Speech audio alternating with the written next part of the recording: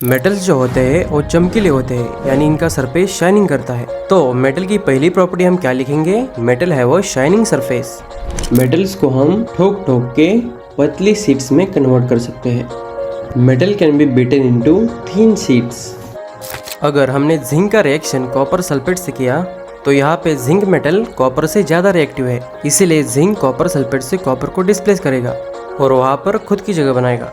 अब सल्फाइड को ऑक्साइड में कन्वर्ट करने की प्रोसेस को रोस्टिंग कहा जाता है और कार्बोनेट को ऑक्साइड में कन्वर्ट करने के तरीके को कहते हैं कैल्सिनेशन। तो ये जो इम्प्योर कॉपर मेटल है उसमें से प्योर कॉपर टूट टूट के सॉल्यूशन में आने लगता है और सॉल्यूशन से उतना ही कॉपर इस कैथोड पे डिपॉजिट होते जाता है। Hello guys and welcome back to the channel. तो चलिए देखते हैं मेटल्स एंड नॉन मेटल्स, इन दोनों टूटे हुए आशिकों की इंटरेस्टिंग कहानी। तो सबसे पहले हम देखेंगे इनकी फिजिकल प्रॉपर्टीज, यानी कि ये भौतिक रूप से किस तरह से दिखते हैं और इन पर हम फिजिकली यानी भौतिक रूप से अलग अलग छेड़छाड़ी करने के बाद ये मेटल्स और नॉन मेटल्स एक दूसरे से किस तरह से अलग अलग गुणधर्म दर्शाते हैं, जिसके बेसिस पर हम मेटल्स और नॉन मेटल्स को एक दूसरे से अलग यानी डिफरेंशिएट कर सकते हैं।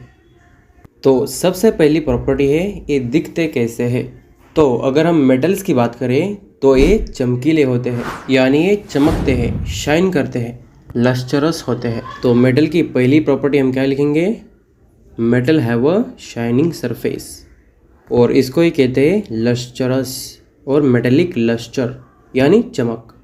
तो मेटल्स चमकते हैं लेकिन वो इनके प्योर स्टेट यानी अगर किसी भी मेटल को हम हवा में रखेंगे तो उसके ऊपर ऑक्साइड की लेयर जमा होती है। अगर हम इस ऑक्साइड की लेयर को सैंड पेपर से घिसेंगे तो ये मेटल अपने प्योर स्टेट में आ जाएंगे, जिससे वो चमकते हुए दिखाई देते हैं।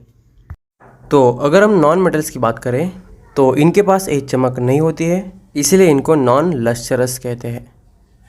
तो यहाँ पे कुछ एक्सेप्शंस भी हैं, जैसे कि कुछ नॉन मेटल्स चमकीले भी होते हैं। तो इन सभी एक्सेप्शंस को हम बाद में देखेंगे। पहले हम जनरल प्रॉपर्टीज़ पढ़ लेते हैं। सबसे पहले हम मेटल्स की प्रॉपर्टीज़ को जानेंगे, जिससे हमें नॉन मेटल्स की प्रॉपर्टीज़ को जानना आसान हो जाएगा, और इसके बाद हम एक्सेप्शंस को पढ़ेंगे तो हमें एक्सेप्शंस को पढ़ना और आसान हो जाएगा। ऑलराइट गाइस, तो मेटल की दूसरी प्रॉपर्टी है मेटल्स को हम ठोक ठोक के पतली शीट्स में कन्वर्ट कर सकते हैं। Metal can be beaten into thin sheets, और मेटल की इस प्रॉपर्टी को कहते हैं मेटेबिलिटी। मेटेबिलिटी बीटन यानी मेटल को ठोक ठोक के पतली शीट्स में कन्वर्ट करना, और ये प्रॉपर्टी गोल्ड और सिल्वर के पास सबसे ज़्यादा होती है। गोल्ड को हम जैसा चाहे वैसा आकार दे सकते हैं, इसीलिए गोल्ड की हम अलग अलग ज्वेलरीज बनाते हैं। मेटल को हम ना सिर्फ पतली शीट्स में कन्वर्ट कर सकते हैं, बल्कि हम इनको इतना छोटा कर सकते हैं कि हम इससे वायर बना सकते हैं। तो यहाँ पे मेटल की तीसरी प्रॉपर्टी हम क्या लिखेंगे? Ability of metals to be drawn into thin wires. Metal को हम इतना छोटा कर सकते हैं कि इनसे हम वायर भी बना सकते हैं, और मेटल से वायर बनने की इस प्रॉपर्टी को कहते हैं डक्टिलिटी। 1 ग्राम गोल्ड से हम लगभग 2 किलोमीटर लेंथ की वायर बना सकते हैं। तो आप इमेजिन कर सकते हैं कि हम मेटल्स को कितने छोटे आकार यानी डक्टाइल बना सकते हैं। डक्टिलिटी यानी मेटल को एक सबसे छोटे वायर में तब्दील कर देना। तो मेटल की ये 3 मेन प्रॉपर्टीज़ आपको याद रखनी है, और मेन क्वेश्चंस मेटल के इन 3 प्रॉपर्टी में से ही आते हैं। लस्टरस यानी मेटल चमकीले होते हैं, इनका सरफेस शाइनिंग होता है। मेटेबिलिटी यानी मेटल्स को हम ठोक ठोक के पतली शीट्स में कन्वर्ट कर सकते हैं, और डक्टिलिटी यानी हम मेटल्स को इतना छोटा बना सकते हैं कि इनसे हम वायर बना सकते हैं। ऑलराइट गाइस, तो मेटल की नेक्स्ट प्रॉपर्टी है मेटल्स जो होते हैं वो जनरली हार्ड होते हैं, यानी इनका सरफेस हार्ड होता है। इसके बाद मेटल्स जो होते हैं वो गुड कंडक्टर ऑफ हीट भी होते हैं, यानी ये हीट को भी अच्छी तरह से कंडक्ट कर लेते हैं। और जो सबसे अधिक हीट कंडक्ट करने वाले मेटल्स होते हैं सिल्वर और कॉपर।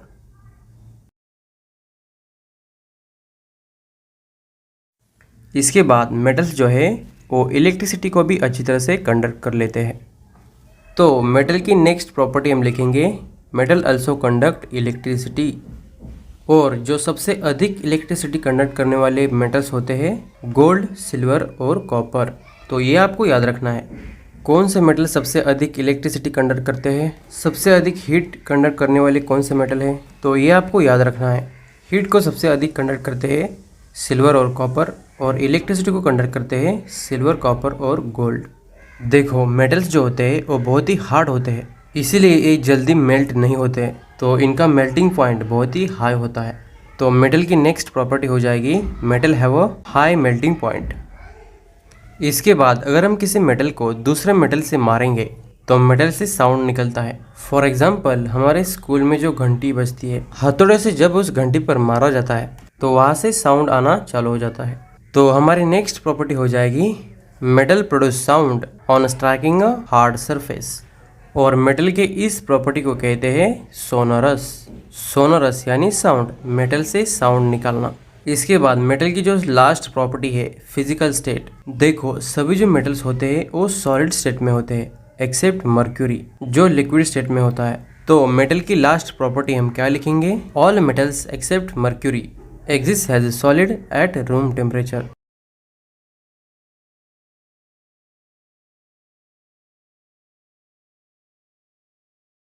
तो ये है कुछ मेटल्स की जनरल प्रॉपर्टीज़ जो आपको ध्यान में रखनी है। ऑल राइट गाइस, तो अभी हमें नॉन मेटल्स की प्रॉपर्टीज़ को जानना बहुत ही आसान हो जाएगा। जो भी मेटल्स की प्रॉपर्टीज़ है उसके सामने बस नॉन लगा दो, जिससे हमारी नॉन मेटल्स की प्रॉपर्टीज़ बन जाएगी। तो यहाँ पे मेटल की पहली प्रॉपर्टी क्या है, मेटल्स चमकीले होते हैं, इनका सरफेस शाइनी होता है, यानी ये लश्चरस होते हैं, चमकते हैं।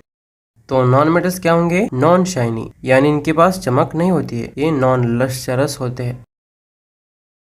इसके बाद मेटल की दूसरी प्रॉपर्टी क्या है, मेटल को हम ठोक ठोक के थिन शीट्स यानी मेलेबल बना सकते हैं, लेकिन नॉन मेटल्स को हम थिन शीट्स में यानी मेलेबल नहीं बना सकते, तो ये नॉन मेलेबल होते हैं।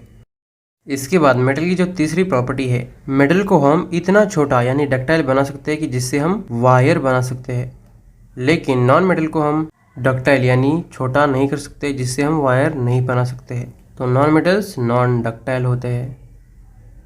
मेटल्स जो होते हैं वो जनरली हार्ड होते हैं, और इसके उलट नॉन मेटल्स जो होते हैं वो सॉफ्ट होते हैं। इसके बाद metals good conductor of heat होते हैं और non metals poor conductor of heat होते हैं, यानी हीट को अच्छी तरह से कंडक्ट नहीं कर सकते हैं। मेटल्स के अंदर इलेक्ट्रिसिटी कंडक्ट करने की क्षमता होती है, लेकिन नॉन मेटल्स के अंदर ये क्षमता नहीं होती है, ये पुअर कंडक्टर ऑफ इलेक्ट्रिसिटी को दर्शाते हैं। इसके बाद मेटल का मेल्टिंग पॉइंट हाई होता है, तो ऑब्वियसली नॉन मेटल का मेल्टिंग पॉइंट लो होगा। मेटल को दूसरे मेटल पर स्ट्राइक करने के बाद ये साउंड प्रोड्यूस करता है, यानी ये सोनोरस होते हैं, लेकिन नॉन मेटल्स में ये एबिलिटी नहीं होती है, इसीलिए नॉन मेटल्स को नॉन सोनोरस कहते हैं, यानी नॉन मेटल्स साउंड प्रोड्यूस नहीं कर सकते। देखो मर्क्यूरी के अलावा सभी मेटल्स सॉलिड स्टेट में होते हैं, लेकिन नॉन मेटल्स जो होते हैं वो तीनों स्टेट में होते हैं, सॉलिड, लिक्विड और गैसियस स्टेट। तो ये हो गई हमारी नॉन मेटल्स की प्रॉपर्टीज़।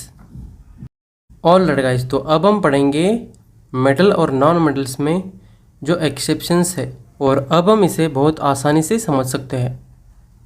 एक्सेप्शंस का मतलब है कुछ जो नॉन मेटल्स हैं वो मेटल की तरह बर्ताव करते हैं और कुछ मेटल्स नॉन मेटल की तरह बर्ताव करते हैं, उनको एक्सेप्शंस कहते हैं। तो यहाँ पे सबसे पहला एक्सेप्शन है नॉन मेटल्स नॉन शाइनी यानी चमकीले नहीं होते हैं, लेकिन आयोडीन और ग्राफाइट चमकते हैं। इसके बाद देखो मेटल्स जो होते हैं वो जनरली हार्ड सरफेस के होते हैं, लेकिन कुछ मेटल्स जैसे कि सोडियम, पोटेशियम और लिथियम ये इतने सॉफ्ट मेटल होते हैं कि इनको हम सुरी या चम्मच से भी काट सकते हैं। और इसके अलावा गैलियम और सीसियम भी सॉफ्ट मेटल में आते हैं। जो नॉन मेटल्स होते हैं वो जनरली सॉफ्ट होते हैं, लेकिन डायमंड जो कार्बन से बना होता है वो इस दुनिया का सबसे हार्डेस्ट मटेरियल है।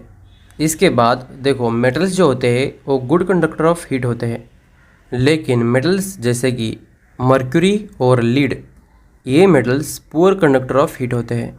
नॉन मेटल्स को हमने पुअर कंडक्टर ऑफ हीट कहा था, लेकिन नॉन मेटल्स जैसे कि ग्राफाइट जो कि गुड कंडक्टर ऑफ हीट और इलेक्ट्रिसिटी को भी अच्छी तरह से कंडक्ट कर लेता है।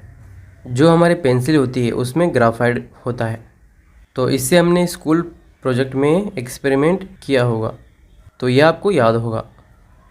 इसके बाद नेक्स्ट एक्सेप्शन है, मेटल्स का मेल्टिंग पॉइंट बहुत ही हाई होता है, लेकिन गैलियम और सीसियम इनको अगर हमने हाथ पर ले लिया तो ये हाथ के गर्मी से ही पिघल जाते हैं, इनका इतना लो मेल्टिंग पॉइंट होता है। और इस साइड हमने देखा था नॉन मेटल्स का मेल्टिंग पॉइंट बहुत ही लो होता है, लेकिन डायमंड जो सबसे हार्डेस्ट मटेरियल है इसका मेल्टिंग पॉइंट बहुत ही हाई होता है। सभी जो मेटल्स होते हैं वो सॉलिड स्टेट में होते हैं, लेकिन मर्क्यूरी एकमात्र ऐसा मेटल है जो मेटल्स के नाम पर कलंक है, क्योंकि ये लिक्विड स्टेट में होता है। नॉन मेटल्स जो होते हैं वो तीनों स्टेट में पाए जाते हैं, सॉलिड, लिक्विड और गैसियस। सॉलिड जैसे कि कार्बन और सल्फर, लिक्विड स्टेट में ब्रोमीन और गैसियस स्टेट में nitrogen, calcium, oxygen and so on. तो अभी आपको समझ में आ गया होगा कि एक्सेप्शंस क्या है। जो नॉन मेटल्स है वो मेटल की तरह बर्ताव करते हैं और जो मेटल्स है वो नॉन मेटल की तरह बर्ताव करते हैं। तो इसमें से आपको क्वेश्चंस इस तरह से पूछे जा सकते हैं कि right 2 properties of gold which makes it suitable metal for ornament। Gold की ऐसी 2 प्रॉपर्टीज बताओ जिससे हम इनसे आभूषण यानी अलंकार बना सकते हैं।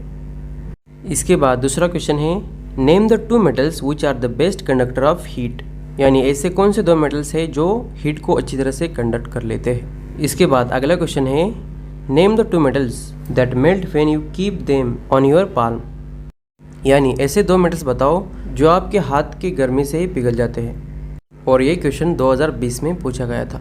ऑल राइट गाइज, तो यहाँ पे पहला क्वेश्चन क्या है, right 2 properties of gold which makes it's most suitable metal for ornament. Gold की ऐसी 2 प्रॉपर्टीज बताओ जिसके कारण गोल्ड से हम आभूषण यानी अलंकार बना सकते हैं। तो गोल्ड की पहली प्रॉपर्टी है, ये मेलेबल होते हैं, यानी हम गोल्ड को जैसा चाहे वैसा शेप दे सकते हैं। और ये डक्टाइल होते हैं, यानी हम इसे एक वायर में भी तब्दील कर सकते हैं। और आप लिख सकते हैं ये लेस रिएक्टिव होते हैं।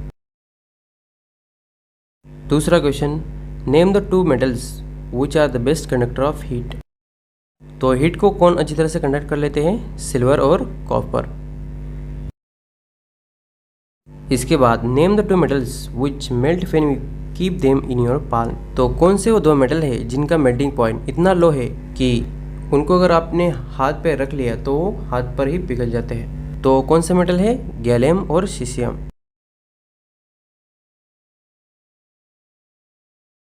इसके बाद नेक्स्ट क्वेश्चन एमसीक्यू का है, metal and non metal that exist in liquid state at room temperature are respectively. कौन से वो मेटल और नॉन मेटल्स है जो रूम टेम्परेचर पे लिक्विड स्टेट में पाए जाते हैं।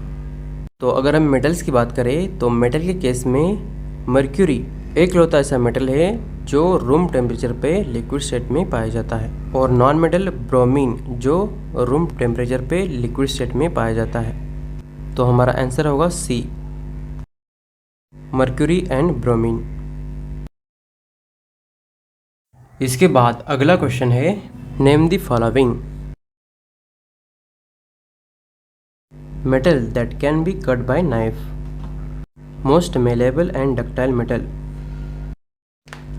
Non metal that can exist in different forms. तो पहला question, metal that can be cut by knife. ऐसे मेटल्स बताओ जिसको हम सुरी यानी चाकू से भी काट सकते हैं। तो वो मेटल कौन से है, सोडियम और पोटेशियम। इसके बाद most malleable and ductile metal, यानी ऐसे मेटल बताओ जिसको हम जैसा चाहे वैसा शेप दे सकते हैं और वो डक्टाइल हो, यानी इसको हम एक वायर में तब्दील कर सकते हैं। तो कौन सा मेटल है, गोल्ड। इसके बाद non metal that can be exist in different forms. ऐसा कौन सा नॉन मेटल है जो डिफरेंट फॉर्म में पाया जाता है। तो कौन सा नॉन मेटल है, कार्बन, जो डायमंड या ग्राफाइट ऐसे डिफरेंट नॉन मेटल के फॉर्म में पाया जाता है। तो अभी हमने पढ़ा मेटल्स और नॉन मेटल्स की फिजिकल प्रॉपर्टीज। अब हम पढ़ेंगे इन मेटल्स और नॉन मेटल्स की केमिकल प्रॉपर्टीज, यानी हम इन मेटल्स को हवा, पानी और एसिड से रिएक्ट करवाएंगे और हम देखेंगे कि ये हवा, पानी और एसिड से किस तरह से अलग अलग तरीके से रिएक्ट करते हैं। कौन से वो मेटल्स है जो सबसे अधिक धमाका करने में काबिलियत रखते हैं और कौन से वो मेटल्स है जो हवा, पानी और एसिड से बहुत ही कम रिएक्ट करते हैं। तो चलिए शुरू करते हैं। तो सबसे पहले मेटल जब हवा में जलते हैं, क्यों जलते हैं? क्योंकि वो हवा में ऑक्सीजन से रिएक्ट करते हैं। तो मेटल ऑक्सीजन से रिएक्ट करने के बाद क्या बनेगा? Metal oxide. फॉर एग्जाम्पल, अगर हम कॉपर को, जो कि रेड कलर का होता है, उसे ऑक्सीजन के साथ हीट करने के बाद ये बनेगा कॉपर ऑक्साइड, जो कि ब्लैक कलर में बदलता है। और सिमिलरली एल्यूमिनियम को हम हवा में जलाएंगे तो ये ऑक्सीजन से रिएक्ट होता है और बनता है एल्यूमिनियम ऑक्साइड। और इसके बाद अगर हम मैग्नीशियम को हवा में जलाएंगे, अगर आपने पहले चैप्टर की पहली एक्टिविटी देखी होगी जिसमें हम मैग्नीशियम रिबन को हवा में जलाते हैं और जलते समय ये मैग्नीशियम ऑक्सीजन के साथ रिएक्ट होकर बनता है मैग्नीशियम ऑक्साइड, जो कि डिजलिंग वाइट फ्लेम के साथ जलता है।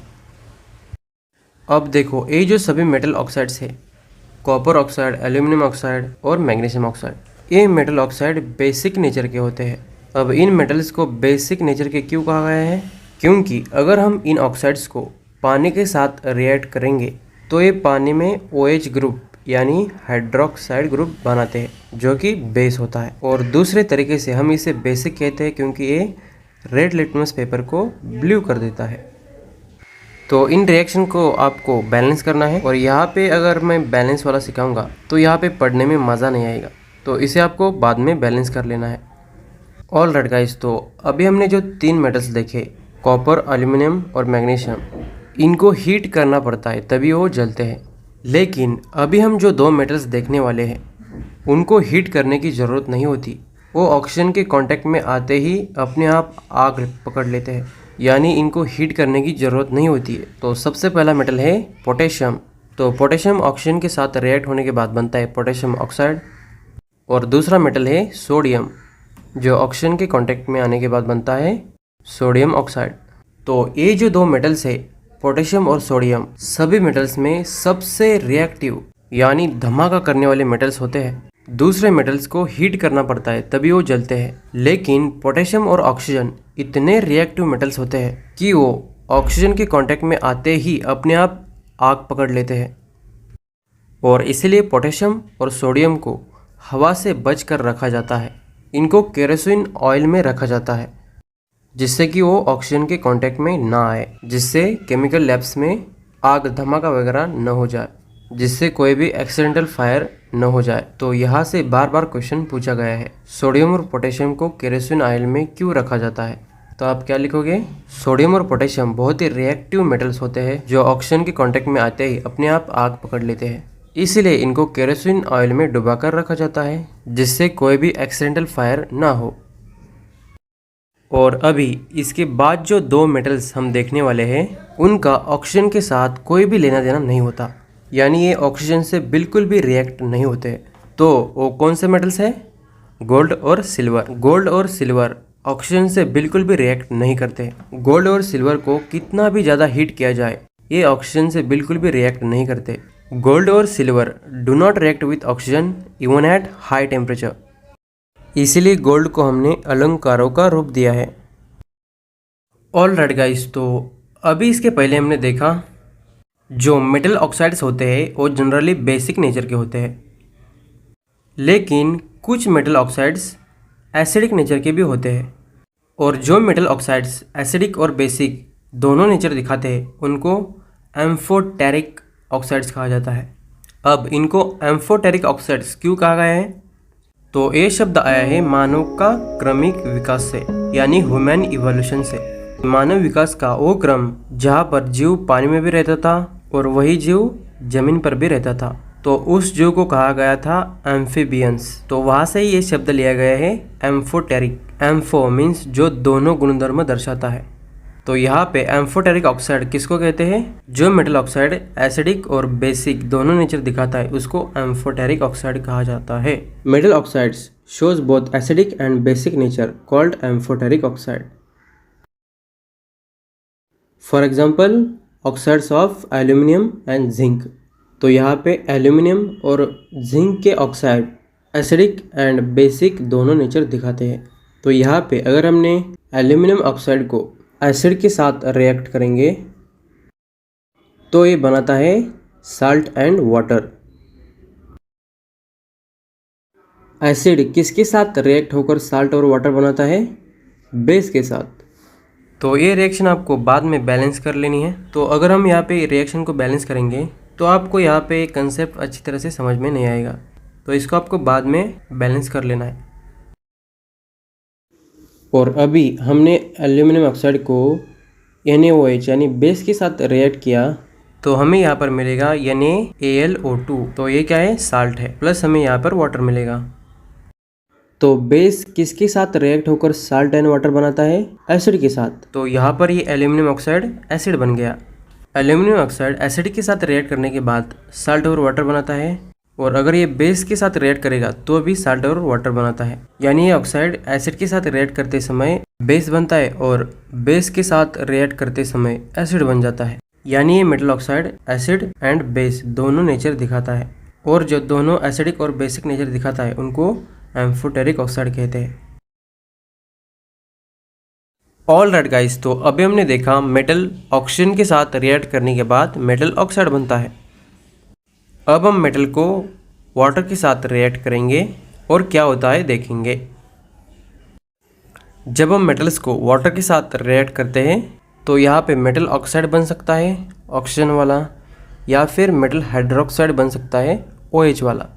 लेकिन ये श्योर है कि इसमें हाइड्रोजन गैस निकलेगा जो पॉप साउंड प्रोड्यूस करता है।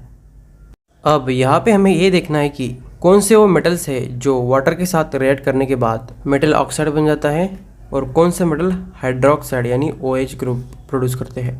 और इसमें ये भी है कि डिफरेंट मेटल्स वाटर के डिफरेंट टेम्परेचर पर रिएक्ट करते हैं। जैसे कि कुछ मेटल्स कोल्ड वाटर के साथ रिएक्ट करते हैं, कुछ मेटल्स को हॉट वाटर चाहिए होता है, और कुछ मेटल ऐसे भी होते हैं जो हॉट वाटर की जो भाप निकलती है ये उनसे रिएक्ट होकर मेटल ऑक्साइड या मेटल हाइड्रोक्साइड प्रोड्यूस करते हैं, और इसमें हाइड्रोजन गैस निकलता है जो पॉप साउंड प्रोड्यूस करता है। अब हम यहाँ पे सभी मेटल की लिस्ट उनके रिएक्टिविटी के हिसाब से ऊपर से नीचे तक अरेंज करेंगे। जो सबसे रिएक्टिव यानी जो धमाका करने वाले मेटल्स होते हैं वो सबसे ऊपर होंगे, और उसके बाद धीरे धीरे धीरे धीरे और जो सबसे लास्ट वाले मेटल होंगे वो लेस रिएक्टिव होंगे। तो टॉप पे सबसे reactive metal potassium, sodium, calcium, इसके बाद magnesium, aluminium, zinc, iron, lead, और हाइड्रोजन के बाद कॉपर, मर्क्यूरी, सिल्वर और गोल्ड। तो इन मेटल्स के सामने हम इनके सिम्बॉल्स लिख लेते हैं। Potassium, sodium, calcium, magnesium, aluminium, zinc, iron, lead, hydrogen के बाद copper, mercury, silver, gold. All right guys, तो अब हम एक्टिविटी सीरीज में जो सबसे टॉप पर मेटल है, जो सबसे रिएक्टिव मेटल्स है, उनको वाटर के साथ रिएक्ट करेंगे और हमें क्या मिलता है ये देखेंगे। तो सबसे पहले हम पोटेशियम को वाटर के साथ रिएक्ट करेंगे। तो पोटेशियम सबसे रिएक्टिव मेटल होता है। एक कोल्ड वाटर के साथ इतने वायलेंटली रिएक्ट करता है जिससे टेम्परेचर एक्सट्रीम लेवल पर बढ़ जाता है, और इसके कारण इस रिएक्शन में जो हाइड्रोजन गैस निकलता है वो आग पकड़ लेता है। तो यहाँ पर पोटेशियम कोल्ड वाटर के साथ रिएक्ट करने के बाद पोटेशियम हाइड्रोक्साइड बनाता है और इसमें हाइड्रोजन गैस निकलती है।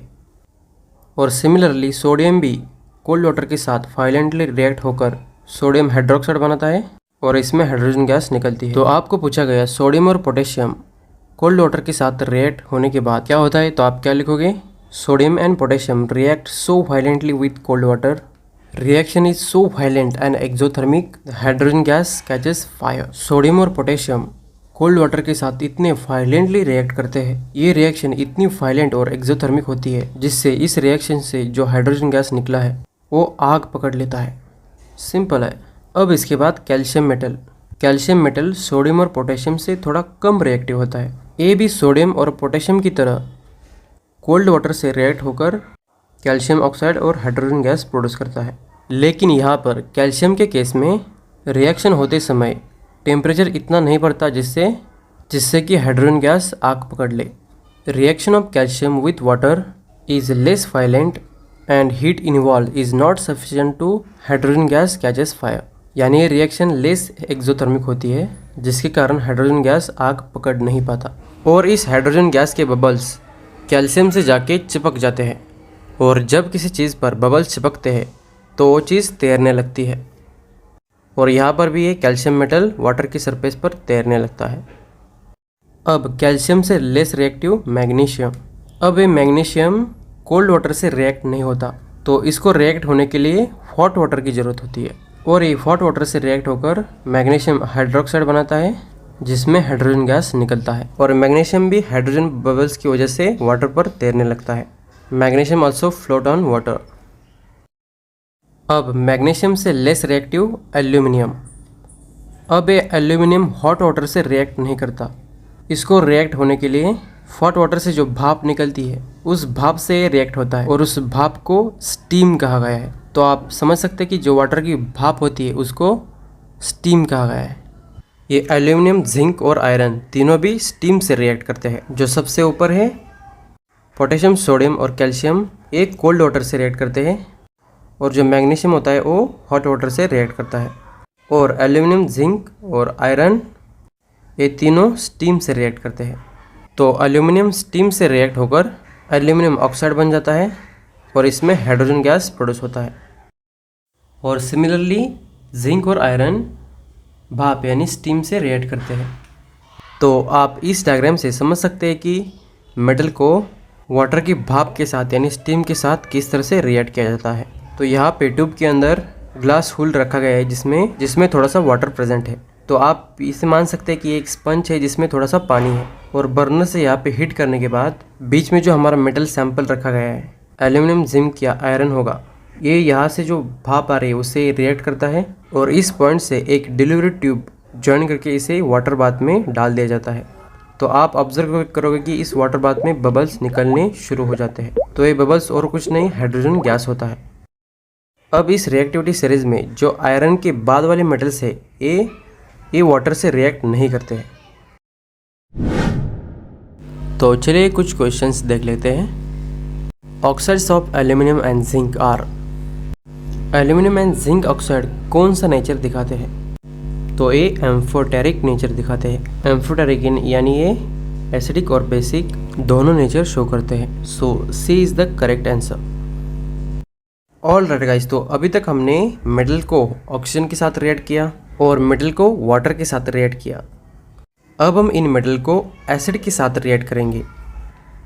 तो हमने सेकंड चैप्टर में देखा, जब मेटल एसिड के साथ रिएक्ट करते हैं तो क्या बनाते हैं? साल्ट बनाते हैं, और इसमें हाइड्रोजन गैस रिलीज होता है। ऑल राइट गाइस, तो अब हम रिएक्टिविटी सीरीज में मैग्नीशियम और उसके बाद वाले मेटल्स को एसिड के साथ रिएक्ट करेंगे। तो सबसे पहले मैग्नीशियम एसिड के साथ रिएक्ट होकर MgCl2 बनाएगा, और इसमें हाइड्रोजन गैस रिलीज होगा। इसके बाद एल्यूमिनियम एसिड के साथ रिएक्ट होकर AlCl2 बनेगा, और इसमें हाइड्रोजन गैस रिलीज होगा। और सिमिलरली जिंक और आयरन सेम रिजल्ट हमें दिखाएंगे। तो जैसे कि अभी हमने देखा, मेटल्स एसिड के साथ रिएक्ट होकर हाइड्रोजन गैस निकालते हैं। मेटल सल्फ्यूरिक एसिड से भी रिएक्ट करेंगे तो भी हाइड्रोजन गैस निकालेंगे, और ये हाइड्रोक्लोरिक एसिड से भी हाइड्रोजन गैस निकाल लेंगे। लेकिन मेटल्स जब नाइट्रिक एसिड से रिएक्ट करते हैं तो ये नाइट्रिक एसिड से हाइड्रोजन गैस नहीं निकाल पाते। Hydrogen is not involve when metal react with dilute nitric acid. Nitric acid एक स्ट्रॉन्ग ऑक्सीडाइजिंग एजेंट है। मेटल्स नाइट्रिक एसिड से रिएक्ट करते समय जो हाइड्रोजन गैस निकलता है, इस हाइड्रोजन को नाइट्रिक एसिड ऑक्सीजन सप्लाई करता है, और इस हाइड्रोजन को वाटर में चेंज करता है। और जब कोई किसी को ऑक्सीजन देता है तो खुद रिड्यूस होता है, और ये नाइट्रिक एसिड खुद रिड्यूस होकर नाइट्रिक ऑक्साइड, नाइट्रोजन डाइऑक्साइड या नाइट्रस ऑक्साइड में बदलता है। ऐसा नहीं कि कोई भी मेटल नाइट्रिक एसिड से हाइड्रोजन नहीं निकाल पाता। मैग्नीशियम और मैंगनीज डाइल्यूट नाइट्रिक एसिड से रिएक्ट होकर हाइड्रोजन गैस को निकाल पाते हैं। In the case of magnesium, rate of formation of hydrogen gas is fastest, यानी मैग्नीशियम मेटल हाइड्रोजन के जो बबल्स होते हैं वो तेज़ गति से निकाल पाता है। तो यहाँ पे टेम्परेचर भी बहुत अधिक बढ़ेगा, यानी ये रिएक्शन बहुत एक्सोथर्मिक भी होगी। मैग्नीशियम से थोड़ा सा कम रिएक्टिव एल्यूमिनियम, उसके बाद जिंक और उसके बाद आयरन। तो रिएक्टिविटी इस तरह से डिक्रीज होने लगेगी। और इस रिएक्टिविटी सीरीज में कॉपर ऐसा मेटल है जो एसिड से रिएक्ट नहीं करता, इसलिए ये हाइड्रोजन गैस भी नहीं निकाल पाएगा। क्योंकि ये एसिड से रिएक्ट ही नहीं करता। Copper does not react with dilute acid. तो चलिए कुछ क्वेश्चंस देख लेते हैं। Oxides of aluminium and zinc are. Aluminium and zinc oxide कौन सा नेचर दिखाते हैं? तो ये एम्फोटेरिक नेचर दिखाते हैं। एम्फोटेरिक यानी ये एसिडिक और बेसिक दोनों नेचर शो करते हैं। So C is the correct answer. State reason for the following. Zinc oxide is an amphoteric oxide. Zinc oxide को एम्फोटेरिक ऑक्साइड क्यों कहा जाता है? Sodium metal stored in bottle filled with kerosene oil. Sodium metal को kerosene oil के bottle में डुबाकर क्यों रखा दिया जाता है? नेक्स्ट क्वेश्चन है, in the reaction of nitric acid with metals generally hydrogen gas is not involve. तो एक क्वेश्चन 2016 और 2024 में पूछा गया था। तो पहला question, zinc oxide is an amphoteric oxide. Zinc oxide को एम्फोटेरिक ऑक्साइड क्यों कहा जाता है? क्योंकि ये एसिड और बेस दोनों के साथ रिएक्ट करता है, इसीलिए जिंक ऑक्साइड को एम्फोटेरिक ऑक्साइड कहा जाता है। Sodium metal is stored in the bottle filled with kerosene oil. Sodium metal को केरोसिन ऑयल के बॉटल में डुबाकर इसलिए रखा दिया जाता है क्योंकि ये सबसे ज़्यादा रिएक्टिव मेटल होता है। इसको अगर हमने खुला हवा में रख दिया तो ये ऑक्सीजन और वाटर के कांटेक्ट में आते ही आग पकड़ लेता है, जिससे ब्लास्ट बेस होने के चांसेस ज़्यादा होते हैं। तो हम क्या लिख सकते हैं? Sodium is the very reactive metal, react vigorously with air and catches fire. That's why sodium metal is stored in the bottle filled with kerosene oil. Next question, in the reaction of nitric acid with metals generally hydrogen gas is not involved. तो metal जब nitric acid से react करते हैं तो इसमें से hydrogen gas क्यों नहीं निकलता? तो जैसे कि हमने पढ़ा, nitric acid strong oxidising agent होता है। नाइट्रिक एसिड का मेटल के साथ रिएक्शन होते समय जो हाइड्रोजन गैस निकलता है उसको नाइट्रिक एसिड ऑक्सीजन सप्लाई कर देता है, जिससे हाइड्रोजन वाटर में बदलता है। इसलिए मेटल्स नाइट्रिक एसिड से हाइड्रोजन गैस नहीं निकाल पाते और अब ये नाइट्रिक एसिड खुद रिड्यूस होकर नाइट्रोजन डाइऑक्साइड में बदलता है।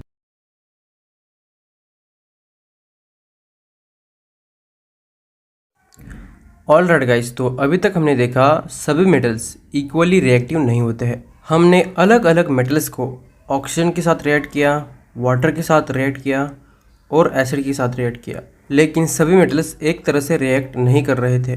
तो हम इस तरह से मेटल्स को उनके रिएक्टिविटी के हिसाब से भी डिक्रीजिंग ऑर्डर में नहीं लगा सकते हैं। तो इसके लिए और अच्छा उपाय क्या है? Performing displacement reaction. Displacement reaction यानी जो मेटल ज़्यादा रिएक्टिव होगा वो कम रिएक्टिव मेटल को डिस्प्लेस करेगा। Reaction of metal with metal salts यानी जो मोर रिएक्टिव मेटल है वो साल्ट सॉल्यूशन से लेस रिएक्टिव मेटल को डिस्प्लेस करता है और इसको डिस्प्लेसमेंट रिएक्शन कहते हैं। अगर मेटल ए को हमने साल्ट सॉल्यूशन में जो मेटल बी है उससे रिएक्ट करवाया, तो अगर मेटल ए साल्ट सॉल्यूशन में जो मेटल बी है उससे ज़्यादा रिएक्टिव होगा तो ये ज़्यादा रिएक्टिव मेटल ए साल्ट सॉल्यूशन में जो मेटल बी है उसको डिस्प्लेस करके यानी उसे बाहर निकाल के वहाँ पर खुद की जगह बनाएगा। फॉर एग्ज़ाम्पल, अगर हमने जिंक का रिएक्शन कॉपर सल्फेट से किया जो कि एक तरह का साल्ट ही है, तो अगर हमने रिएक्टिविटी सीरीज देखी तो जिंक कहाँ पे है? ऊपर है और कॉपर नीचे है। तो जिंक कॉपर से ज़्यादा रिएक्टिव है, इसलिए ये जिंक कॉपर सल्फेट से कॉपर को डिस्प्लेस करने में कामयाब होगा और Cu की जगह वो खुद की जगह बनाएगा ZnSO4 और कॉपर को बाहर निकालेगा। और अभी अगर हमने कॉपर का रिएक्शन जिंक सल्फेट से किया तो क्या कॉपर जिंक को सल्फेट से अलग कर पाएगा? नहीं, इसलिए ये रिएक्शन होगा ही नहीं। ये जिंक को सल्फेट से क्यों अलग नहीं कर पाएगा? क्योंकि अगर हमने रिएक्टिविटी सीरीज देखी तो हमने देखा कि कॉपर जिंक से नीचे यानी ये जिंक से लेस रिएक्टिव है, यानी कॉपर जिंक से कम ताकतवर है, इसलिए कॉपर जिंक सल्फेट से जिंक को अलग नहीं कर पाता, इसलिए यहाँ पर डिस्प्लेसमेंट रिएक्शन नहीं होगी। डिस्प्लेसमेंट रिएक्शन क्या कहती है? अगर साल्ट सॉल्यूशन में जो मेटल है उसको डिस्प्लेस करना है तो उससे रिएक्ट करने वाला जो मेटल है वो उससे ज़्यादा रिएक्टिव होना चाहिए। और अगर हमें रिएक्टिविटी सीरीज़ को डिक्रीजिंग ऑर्डर में लगाना होगा तो सबसे रिएक्टिव मेटल कौन है और सबसे लेस रिएक्टिव मेटल कौन है, ये हमें डिस्प्लेसमेंट रिएक्शन करके पता चल गया। और इसीलिए डिस्प्लेसमेंट रिएक्शन एक सबसे अच्छा तरीका माना गया मेटल्स को रिएक्टिविटी सीरीज में अरेंज करने के लिए। ऑल राइट गाइस, तो अभी हमने जो पढ़ा उस पर प्रीवियस ईयर के कुछ क्वेश्चंस देख लेते हैं। Compare in the tabular form of the reactivities of the following metal with cold and hot water, यानी नीचे देखे मेटल्स कोल्ड और हॉट वाटर के साथ किस तरह से रिएक्ट करते हैं, ये हमें टेबुलर फॉर्म में यानी टेबल के फॉर्म में लिखना है। तो हम यहाँ पे दो बॉक्स बना सकते हैं। पहले बॉक्स में हम मेटल और दूसरे बॉक्स में हम लिखेंगे रिएक्शन विथ वाटर। तो पहला मेटल है हमारा sodium.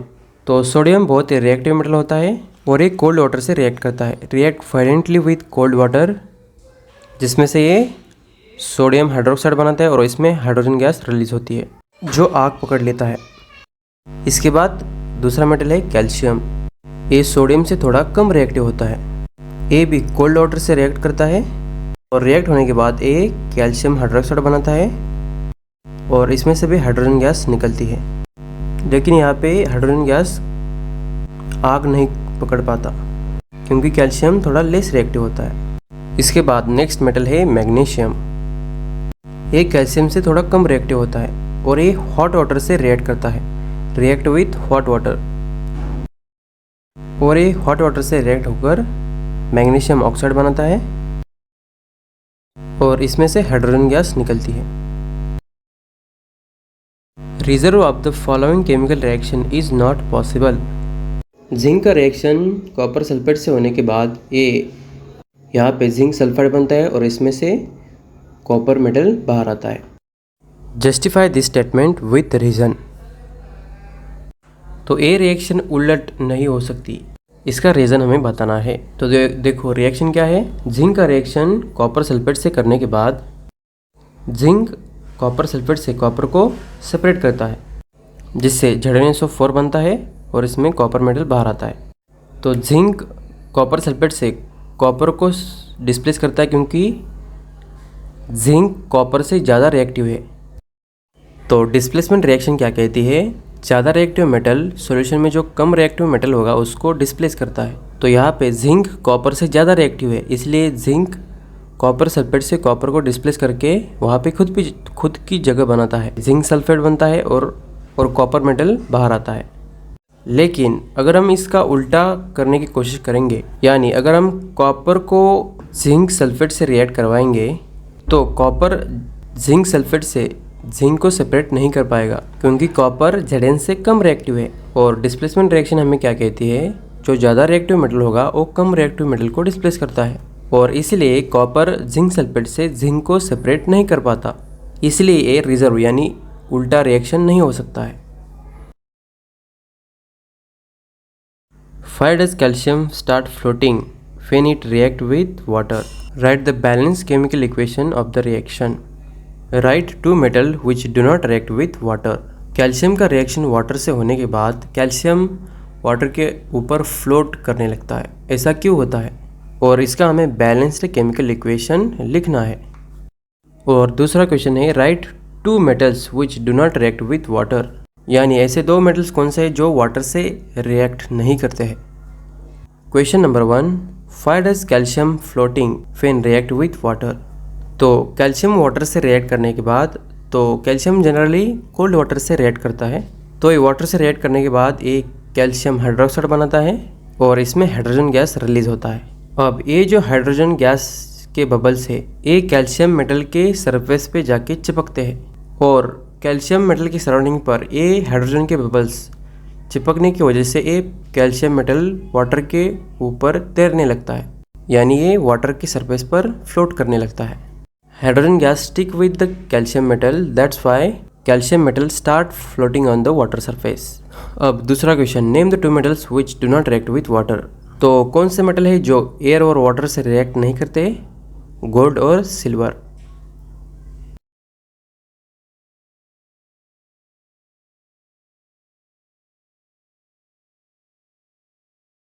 Aluminum is a reactive metal but is still used for packing food articles. Aluminium एक रिएक्टिव मेटल है, फिर भी इसे फूड पैकिंग में क्यों यूज़ किया जाता है? तो ये 2014 में सवाल पूछा गया था। तो देखो, एल्यूमिनियम रिएक्टिव मेटल है, लेकिन जब ये एयर यानी ऑक्सीजन के कांटेक्ट में आता है तो ये अपने सरफेस के ऊपर एल्यूमिनियम ऑक्साइड की एक थीन ट्रांसपेरेंट लेयर बना देता है। अब ये जो एल्यूमिनियम ऑक्साइड की लेयर बनी हुई है, ये एल्यूमिनियम को अभी ऑक्सीजन के साथ रिएक्ट नहीं होने देती। ये जो एल्यूमिनियम के सराउंडिंग पर एल्यूमिनियम ऑक्साइड की लेयर है, एक प्रोटेक्टिंग कवरिंग या आप कह सकते हो एक बैरियर बन जाती है एल्यूमिनियम और ऑक्सीजन के बीच में। यानी अभी ये एल्यूमिनियम ऑक्साइड की लेयर एल्यूमिनियम को ऑक्सीजन से रिएक्ट नहीं होने देती। इसलिए एल्यूमिनियम एक रिएक्टिव मेटल होने के बावजूद इसे फूड पैकिंग में यूज किया जाता है।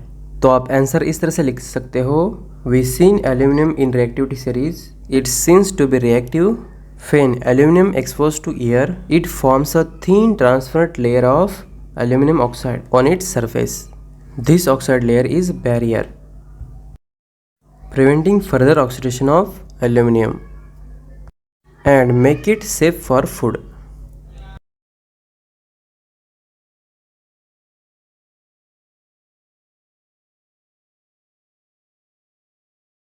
You have two beakers A and B containing copper sulfate solution. What would you observe? After about 2 hours, if you dip a strip of zinc in beaker A and a strip of silver in beaker B, give the reason of your observation in each case. तो हमें question में क्या दिया गया है? हमें दो beakers दिए गए हैं जिसको A और B नाम दिए गए हैं और दोनों बीकर में कॉपर सल्फेट का सॉल्यूशन है। बीकर ए में जिंक की स्ट्रिप डाली है और बीकर बी में सिल्वर की स्ट्रिप डाली है। और 2 घंटे बाद क्या ऑब्जर्वेशन आते हैं ये हमें बताना है और जो भी ऑब्जर्वेशन आए हैं उसका हमें रीज़न बताना है, ऐसा क्यों हुआ है। तो देखो, हमारे पास 2 बीकर है, beaker A and beaker B, और दोनों बीकर में कॉपर सल्फेट का सॉल्यूशन है। तो बीकर ए में जिंक मेटल की स्ट्रिप है, तो जिंक कॉपर सल्फेट से कॉपर को डिस्प्लेस करेगा क्योंकि जिंक कॉपर से ज़्यादा रिएक्टिव है, इसलिए जिंक कॉपर सल्फेट से कॉपर को डिस्प्लेस करेगा, जिससे एक कॉपर सल्फेट का जो ब्लू कलर है वो फीड होता है यानी कम कम होने लगता है और ये कॉपर मेटल जिंक स्ट्रिप पर अटैच होने लगता है, जिससे ये जिंक स्ट्रिप भी रेडिश ब्राउन होने लगती है। अब बीकर बी में क्या होता है, देखो बीकर बी में जो सिल्वर स्ट्रिप डाली गई है, सिल्वर कॉपर से लेस रिएक्टिव है, इसीलिए सिल्वर कॉपर सल्फेट से कॉपर को डिस्प्लेस नहीं कर पाएगा, इसलिए यहाँ पे कोई भी रिएक्शन नहीं होगी और कॉपर सल्फेट का जो ओरिजिनल कलर ब्लू था वो वैसा ही रहेगा, कलर चेंज नहीं होगा, नो कलर चेंज। तो आखिर में हमें रीजन बताना होगा। बीकर ए में जिंक कॉपर से ज़्यादा रिएक्टिव है, इसलिए जिंक कॉपर सल्फेट से कॉपर को डिस्प्लेस करता है, जिससे सॉल्यूशन का ब्लू कलर फीड होने लगता है। और बीकर बी में सिल्वर कॉपर सल्फेट से कॉपर को डिस्प्लेस नहीं कर पाता क्योंकि सिल्वर कॉपर से लेस रिएक्टिव है, इसलिए बीकर बी में कलर चेंज नहीं होता है। तो यहाँ पे चलिए और एक क्वेश्चन देख लेते हैं। Assertion, a piece of zinc metal get a reddish brown coating when keep in copper sulfate solution for some time। और रीज़न क्या दिया गया है, copper is more reactive metal than zinc. तो इसके पहले ही क्वेश्चन में हमने इसका आंसर देखा, जब जिंक की स्ट्रिप कॉपर सल्फेट सॉल्यूशन में डाली दी जाती है तो जिंक कॉपर सल्फेट से कॉपर को डिस्प्लेस करता है, जिससे कॉपर जिंक मेटल या जिंक स्ट्रिप पर चिपकते जाता है, जिससे जिंक मेटल पर रेडिश ब्राउन कलर की कोटिंग तैयार होने लगती है। तो ये स्टेटमेंट बिल्कुल करेक्ट है। अब इसका रीज़न क्या दिया गया है, copper is more reactive metal than zinc. तो ये रीज़न हमारा गलत है, कॉपर जिंक से ज़्यादा रिएक्टिव नहीं है, जिंक कॉपर से ज़्यादा रिएक्टिव है। तो ए इज़ ट्रू होगा और रीज़न आर फॉल्स होगा। तो C is the correct answer.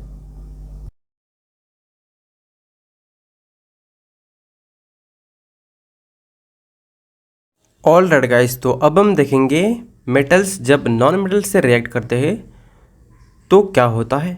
अगर आपको केमिस्ट्री की कुछ बेसिक चीज़ें पता हो तो यहाँ पे हम कुछ एलिमेंट्स लेंगे, उनका एटॉमिक नंबर और उनका इलेक्ट्रॉनिक कॉन्फ़िगरेशन बनाएंगे।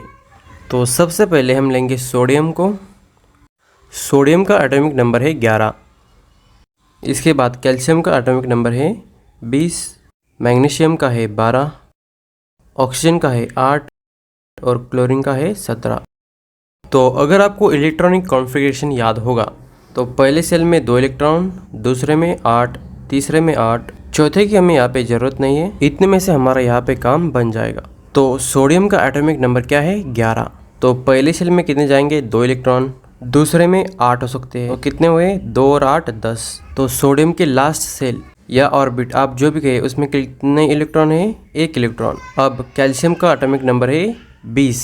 तो पहले में जाएंगे 2, दूसरे में 8 10 हो गए, तीसरे में 8 18 हो गए, और कितने चाहिए? 2। चौथे सेल में जाएंगे 2। तो कैल्शियम के आखिरी सेल में 2 इलेक्ट्रॉन्स है। अब मैग्नीशियम का एटॉमिक नंबर 12, पहले में 2, दूसरे में 8 10 हो गए और चाहिए 2, तो तीसरे में हो जाएंगे 2 इलेक्ट्रॉन्स।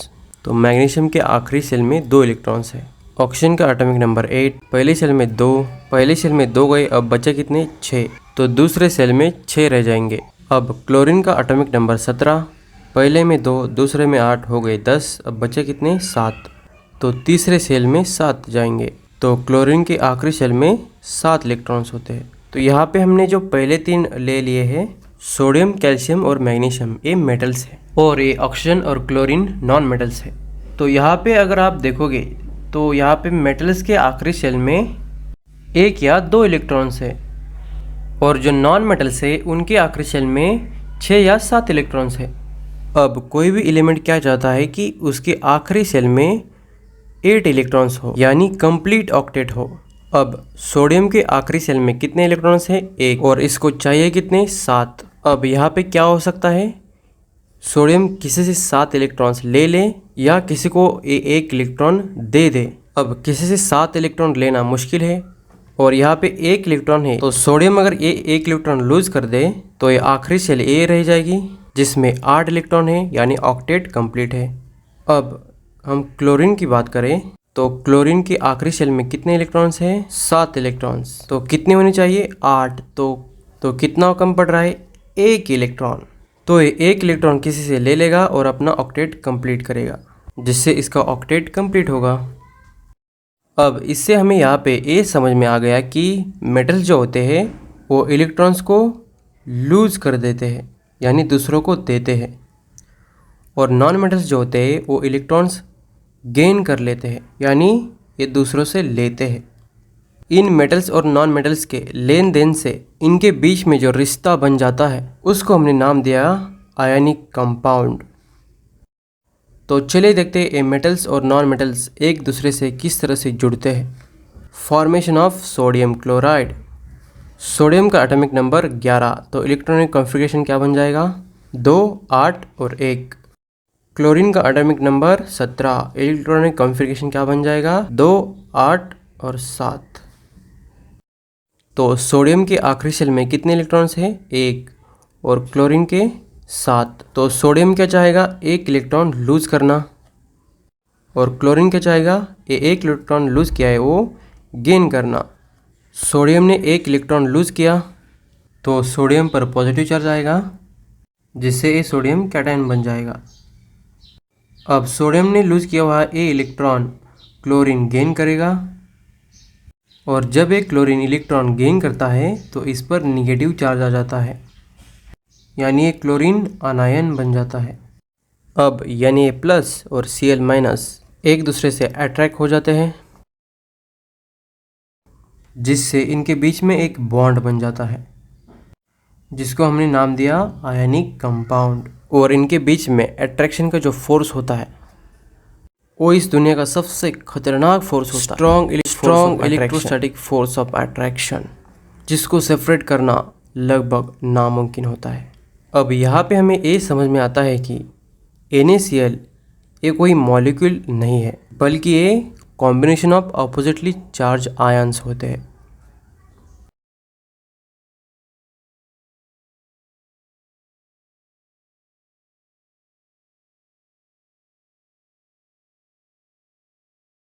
अब हम देखेंगे कि इलेक्ट्रॉन डॉट स्ट्रक्चर क्या होता है। तो इसे हम एक एग्जाम्पल की मदद से समझते हैं। Formation of sodium chloride. Sodium का एटॉमिक नंबर 11, तो इसका इलेक्ट्रॉनिक कॉन्फ़िगरेशन क्या बनेगा? 2 8 और आखिरी सेल में 1 इलेक्ट्रॉन। क्लोरीन का एटॉमिक नंबर 17, इलेक्ट्रॉनिक कॉन्फ़िगरेशन 2 8 और 7। अब देखो, सोडियम के आखिरी सेल में 1 इलेक्ट्रॉन है और क्लोरीन के आखिरी सेल में 7 इलेक्ट्रॉन है, तो ये सोडियम 1 इलेक्ट्रॉन लूज़ कर देगा। और जब सोडियम 1 इलेक्ट्रॉन लूज़ करता है तो इस पर पॉजिटिव चार्ज आ जाता है। अब क्लोरीन के आखिरी सेल में 7 इलेक्ट्रॉन है और इसको ऑक्टेट कंप्लीट करने के लिए 1 इलेक्ट्रॉन की ज़रूरत है, और यहाँ पे सोडियम ने लूज़ किया हुआ ए इलेक्ट्रॉन क्लोरीन गेन करेगा और ए इलेक्ट्रॉन मिलने पर क्लोरीन पर नेगेटिव चार्ज आएगा। अब आप यहाँ पे इलेक्ट्रॉन डॉट स्ट्रक्चर का मतलब समझो। किसी भी एलिमेंट के आखिरी सेल में जितने भी इलेक्ट्रॉन्स है उसे डॉट से या क्रॉस से रिप्रेजेंट करना।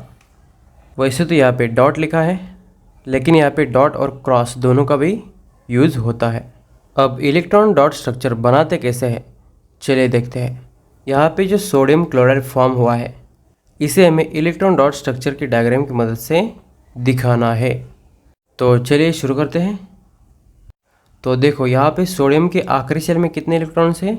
1 इलेक्ट्रॉन, इसलिए हम सोडियम के ऊपर 1 इलेक्ट्रॉन ड्रॉ करते हैं। प्लस यहाँ पे क्लोरीन के आखिरी सेल में कितने इलेक्ट्रॉन्स हैं? 7 इलेक्ट्रॉन। अब यहाँ पे अगर हमने पहले को डॉट से रिप्रेजेंट किया है तो दूसरे में हम क्रॉस से रिप्रेजेंट करेंगे। क्लोरीन के आखिरी सेल में 7 इलेक्ट्रॉन है, 2 2 2 और यहाँ पे एक 7 हो गए। अब जैसे कि हमने ऊपर देखा, ये सोडियम 1 इलेक्ट्रॉन लूज करेगा और इसी इलेक्ट्रॉन को क्लोरीन गेन करेगा, जिससे दोनों का ऑक्टेट कंप्लीट होगा। अब यहाँ पे सोडियम ने इलेक्ट्रॉन लूज किया इसलिए इस पर पॉजिटिव चार्ज, और क्लोरीन ने इलेक्ट्रॉन गेन किया इसलिए इस पर नेगेटिव चार्ज।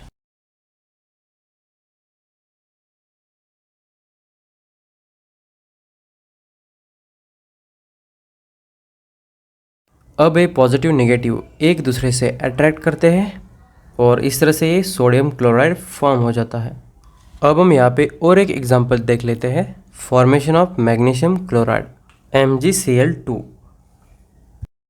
मैग्नीशियम का एटॉमिक नंबर 12, तो इलेक्ट्रॉनिक कॉन्फ़िगरेशन क्या बनेगा? 2 8 और 2। क्लोरीन का एटॉमिक नंबर 17 और इसका 2 8 और 7।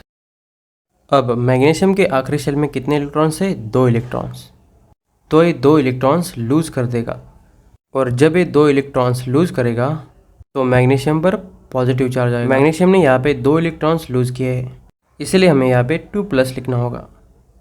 अब मैग्नीशियम ने ये लूज किए हुए इलेक्ट्रॉन्स क्लोरीन गेन करेगा, और जब क्लोरीन ये 2 इलेक्ट्रॉन्स गेन करता है तब इस पर नेगेटिव चार्ज आ जाता है, तो यहाँ पे 2 क्लोरीन आएंगे। तो चलिए मैग्नीशियम क्लोराइड का फॉर्मेशन हम इलेक्ट्रॉन डॉट स्ट्रक्चर से दिखाते हैं। मैग्नीशियम के आखिरी शेल में 2 इलेक्ट्रॉन्स हैं, इसलिए हम मैग्नीशियम पर 2 डॉट्स ड्रॉ कर लेते हैं। क्लोरीन के आखिरी शेल में 7 इलेक्ट्रॉन्स, एक को डॉट से रिप्रेजेंट किया तो दूसरे को हम क्रॉस से रिप्रेजेंट करेंगे। तो क्लोरीन के सराउंडिंग पर हम 7 क्रॉस सिंबल्स ड्रॉ कर लेते हैं। अब क्लोरीन के आखिरी शेल में 7 इलेक्ट्रॉन्स है और इसे ऑक्टेट कंप्लीट करने के लिए सिर्फ 1 इलेक्ट्रॉन की ज़रूरत है, लेकिन आप यहाँ पे देखोगे तो मैग्नीशियम यहाँ पे 2 इलेक्ट्रॉन्स लूज कर रहा है। अब इसमें से 1 इलेक्ट्रॉन 1 क्लोरीन ले लेगा, लेकिन ये दूसरा इलेक्ट्रॉन वेस्ट न जाए इसलिए यहाँ पे और एक क्लोरीन आ जाता है। और यहाँ पे आप फार्मूला में भी देख सकते हो कि MgCl2 है, यानी यहाँ पे 2 क्लोरीन है, इसलिए यहाँ पे और एक क्लोरीन आ जाएगा और मैग्नीशियम ने लूज किया हुआ दूसरा इलेक्ट्रॉन लेकर अपना ऑक्टेट कंप्लीट कर लेगा। और इस तरह मैग्नीशियम ने लूज किए हुए 2 इलेक्ट्रॉन्स 2 क्लोरीन्स गेन करेंगे। अब यहाँ पे मैग्नीशियम ने 2 इलेक्ट्रॉन्स लूज किए हैं, इसीलिए मैग्नीशियम पर हम यहाँ पे 2+ लिखेंगे, और क्लोरीन ने यहाँ पे इलेक्ट्रॉन्स गेन किए हैं इसलिए इस पर माइनस चार्ज आएगा। और क्लोरीन के कितने मॉलिक्यूल है? 2 मॉलिक्यूल्स। और इस तरह से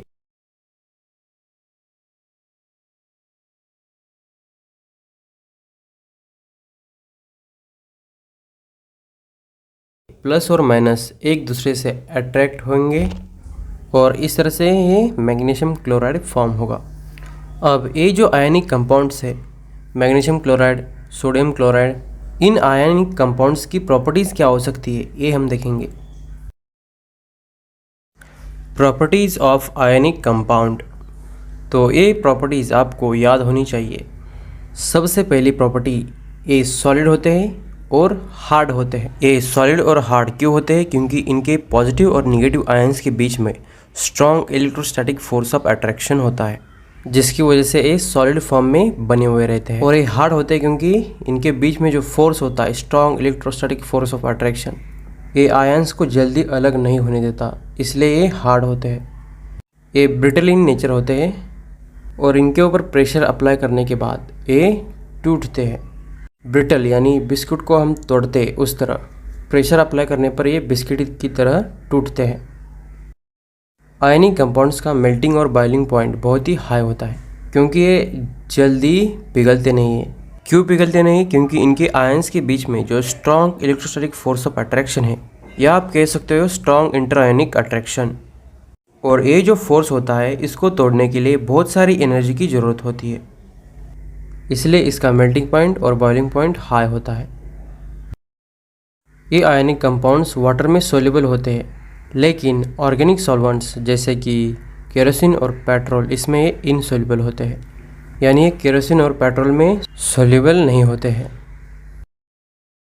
आयनिक कंपाउंड्स की अगली प्रॉपर्टी है, ये सॉलिड स्टेट में इलेक्ट्रिसिटी कंडक्ट नहीं करते, क्योंकि आयंस एक दूसरे से चिपके हुए होते हैं और इधर उधर मूव नहीं करते हैं, क्योंकि इनके आयंस के बीच में क्या होता है, strong electrostatic force of attraction. इसकी वजह से सॉलिड स्टेट में आयनिक कंपाउंड्स इलेक्ट्रिसिटी कंडक्ट नहीं कर सकते हैं।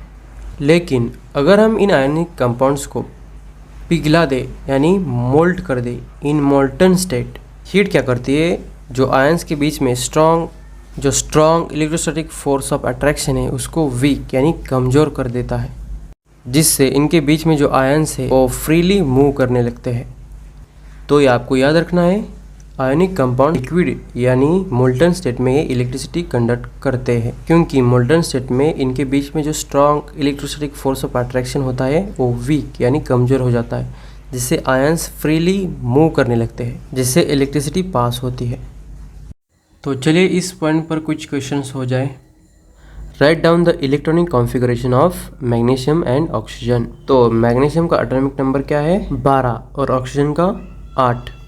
तो इलेक्ट्रॉनिक कॉन्फ़िगरेशन बनाते समय पहली शेल के में 2 इलेक्ट्रॉन्स होते हैं, दूसरे में 8, तीसरे में 8। तो मैग्नीशियम का एटॉमिक नंबर 12। तो इलेक्ट्रॉनिक कॉन्फ़िगरेशन क्या बनेगा, पहले शेल में 2, दूसरे में 8, कितने हो गए 10, बचे कितने 2, तो तीसरे में 2 इलेक्ट्रॉन। ऑक्सीजन का एटॉमिक नंबर 8, पहले शेल में 2, बचे कितने 6, तो दूसरे में कितने जाएंगे 6 electron. Give 2 general properties of the compound formed by combination of magnesium and oxygen. तो आयनिक कंपाउंड किस वजह से फॉर्म होते हैं, इनके बीच में strong electrostatic force of attraction form होता है, forming a strong electrostatic force of attraction between positive and negative ions। दूसरी प्रॉपर्टी आप लिख सकते हैं, it has high melting point due to strong electrostatic force of attraction. हो गया।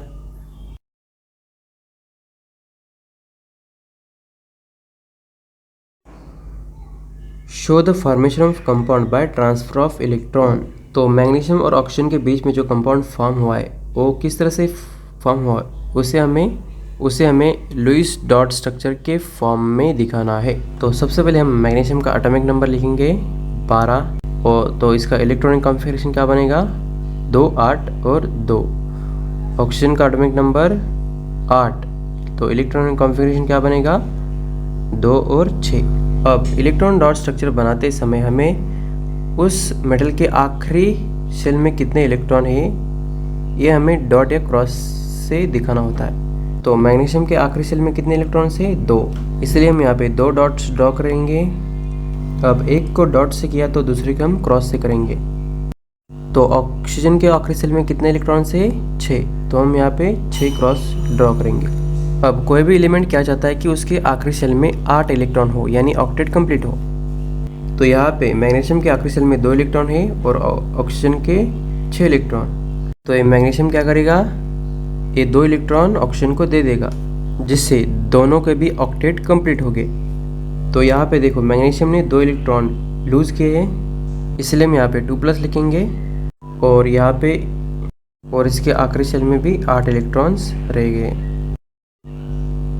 तो यहाँ पे ऑक्सीजन ने 2 इलेक्ट्रॉन्स गेन किए हैं, और यहाँ पे ऑक्सीजन ने मैग्नीशियम से 2 इलेक्ट्रॉन्स गेन किए हैं, इसलिए हम यहाँ पर 2- लिखेंगे, और इसके भी आखिरी शेल में 8 इलेक्ट्रॉन्स हो जाएंगे, यानी दोनों भी एलिमेंट्स के आखिरी शेल में 8 इलेक्ट्रॉन है, यानी ऑक्टेट कंप्लीट है।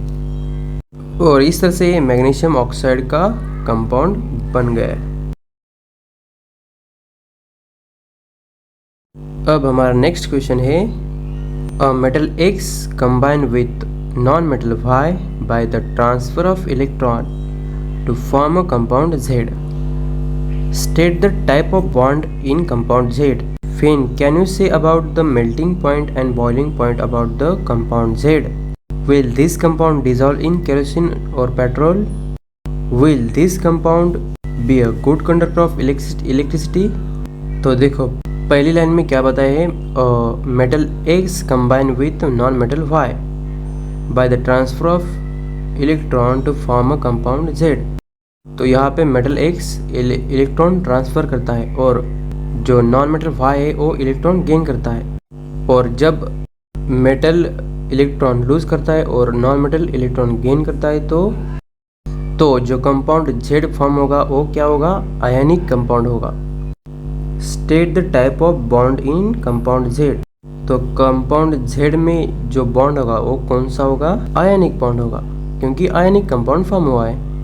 What can you say about the melting and boiling point of compound Z। तो कंपाउंड Z क्या है, आयनिक कंपाउंड। तो आयनिक कंपाउंड का मेल्टिंग एंड बॉइलिंग पॉइंट बहुत ही हाई होता है, क्योंकि इनके आयंस के बीच में strong electrostatic force of attraction होता है, इसके लिए इनका मेल्टिंग और बॉइलिंग पॉइंट बहुत ही हाई होता है।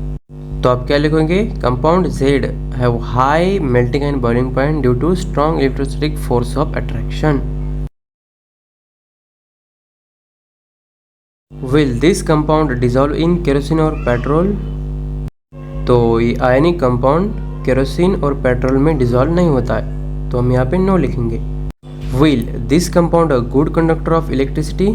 तो देखो आयनिक कंपाउंड होते हैं वो सॉलिड स्टेट में होते हैं, तो सॉलिड स्टेट में इलेक्ट्रिसिटी कंडक्ट नहीं कर सकते, क्योंकि इनके बीच में जो आयंस है वो चिपके हुए होते हैं। लेकिन हम इनको अगर मेल्ट कर दे तो इनके आयंस के बीच में जो strong electrostatic force of attraction है वो वीक हो जाएगा और आयंस फ्री हो जाएंगे, जिससे आयनिक कंपाउंड इलेक्ट्रिसिटी कंडक्ट कर सकते हैं। तो आप क्या लिखोगे, well this compound do not conduct electricity in solid state, but if we melt them ions are separated and free. That means in molten state, these ionic compounds conduct electricity.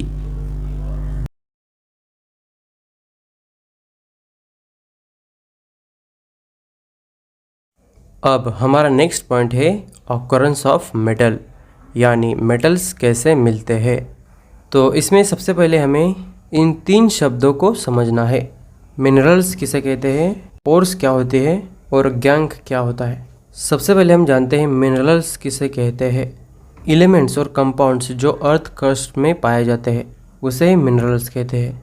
Elements और compounds which occur naturally in the earth crust is called minerals. अब ores किसे कहते हैं, ऐसे minerals जिसमें बहुत अधिक मात्रा में मेटल्स हो और उस पर्टिकुलर मेटल को हम प्रॉफिटेबल वे में यानी आसान तरीके से निकाल पाते हैं, इसे ही ओर कहते हैं। Minerals which contain a very high percentage of metals and metal can be profitably extracted from it.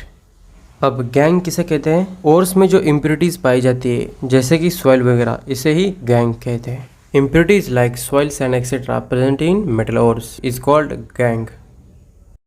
तो इन 3 टर्म्स का मतलब आपको याद रखना है। अब हमारा नेक्स्ट पॉइंट और इस चैप्टर का सबसे महत्वपूर्ण पॉइंट है एक्सट्रैक्शन ऑफ मेटल, यानी मेटल को किस तरह से एक्सट्रैक्ट यानी निकाला जाता है। तो ये हमारी रिएक्टिविटी सीरीज़ और इसमें जो सबसे टॉप पे मेटल है in the top of activity series, ये मेटल्स हाईली रिएक्टिव मेटल्स होते हैं। ये इतने रिएक्टिव होते हैं कि ये अर्थ क्रस्ट में अकेले मिलते ही नहीं है। तो जो सबसे रिएक्टिव मेटल्स होते हैं वो नेचर में आपको अकेले मिलेंगे ही नहीं। Highly reactive, never found in free state. अब मिडिल में जो मेटल स्थित है, जिंक, आयरन वगैरह, ये मीडियम रिएक्टिव होते हैं और ये दोनों स्टेट में, फ्री स्टेट और कंबाइंड स्टेट में भी अर्थ क्रस्ट में पाए जाते हैं। और जनरली ये सल्फाइड्स और कार्बोनेट्स के फॉर्म में पाए जाते हैं। तो ये आपको याद रखना है, रिएक्टिविटी सीरीज में जो मिडल में जो मेटल्स है वो सल्फाइड्स और कार्बोनेट्स के फॉर्म में पाए जाते हैं। अब रिएक्टिविटी सीरीज में जो सबसे नीचे वाले मेटल्स है, लो इन एक्टिविटी सीरीज, ये सबसे लेस रिएक्टिव मेटल्स होते हैं और ये नेचर में जनरली फ्री स्टेट में पाए जाते हैं। लेकिन इन नीचे वाले मेटल्स में भी कुछ मेटल्स ऐसे भी होते हैं जो कंबाइंड स्टेट में मिलते हैं। और वो मेटल कौन से हैं आपको याद होने चाहिए। तो वो मेटल्स कौन से हैं? कॉपर, सिल्वर और मर्क्यूरी।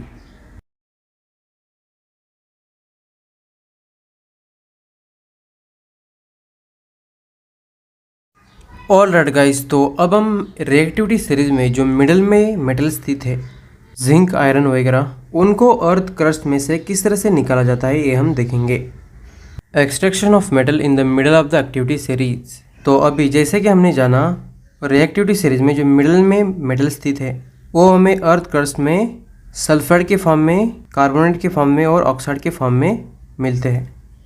और अगर मेटल ऑक्साइड के फॉर्म में मिल जाते हैं तो उनको एक्सट्रैक्ट करना बहुत ही आसान हो जाता है।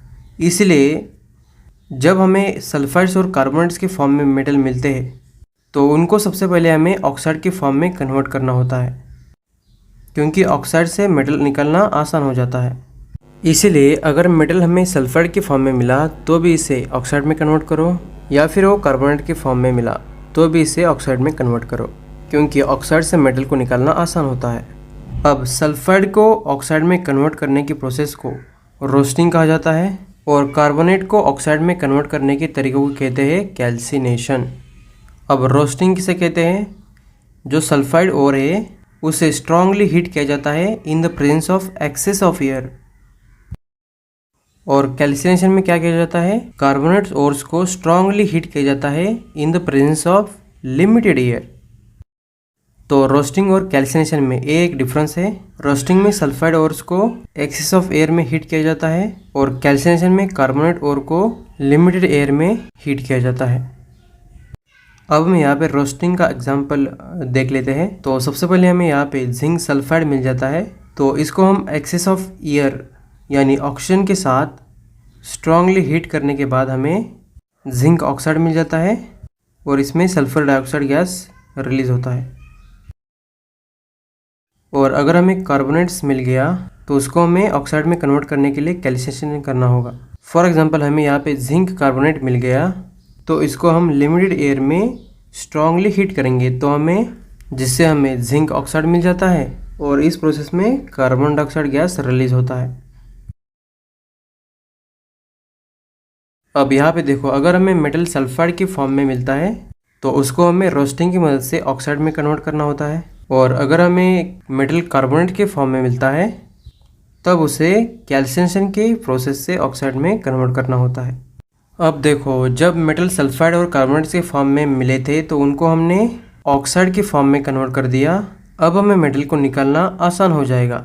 अब हमें इस मेटल ऑक्साइड से ऑक्सीजन को रिमूव करना है, तो हमें यहाँ पे रिडक्शन करना होगा। तो रिडक्शन किसे कहते हैं? Removal of oxygen. अब मेटल से ऑक्सीजन को रिमूव करने के लिए हमें यहाँ पे रिड्यूसिंग एजेंट की ज़रूरत होगी, तो हम यहाँ पे कार्बन को रिड्यूसिंग एजेंट यूज़ करेंगे। तो चलिए देखते हैं कार्बन किस तरह से मेटल से ऑक्सीजन को सेपरेट करता है। तो यहाँ पे हमें मिला है जिंक ऑक्साइड। इस जिंक ऑक्साइड को हम कार्बन के साथ रिएक्ट करेंगे तो ये कार्बन जिंक से ऑक्सीजन को चुरा के कार्बन मोनोऑक्साइड बनेगा और बचा हुआ ये हमें जिंक मेटल मिलेगा। ऑल राइट गाइस, तो अभी हमने देखा रिएक्टिविटी सीरीज में जो मिडिल में मेटल स्थित है उनको किस तरह से निकाला जाता है। अब हम देखेंगे रिएक्टिविटी सीरीज में जो सबसे नीचे वाले मेटल्स है, लो इन द एक्टिविटी सीरीज, इनको अर्थ क्रस्ट से किस तरह से निकाला जाता है। रिएक्टिविटी सीरीज में जो सबसे नीचे वाले मेटल्स है वो जनरली सल्फाइड के फॉर्म में अर्थ क्रस्ट में पाए जाते हैं। तो जैसे कि हमें पता है, अगर हमें सल्फाइड और मिल जाता है तो उसको हमें ऑक्साइड में कन्वर्ट करना होता है, जिससे कि ऑक्साइड से मेटल को निकालना आसान हो जाए। तो सल्फाइड को ऑक्साइड में कन्वर्ट करने के लिए हमें क्या करना पड़ता है, रोस्टिंग।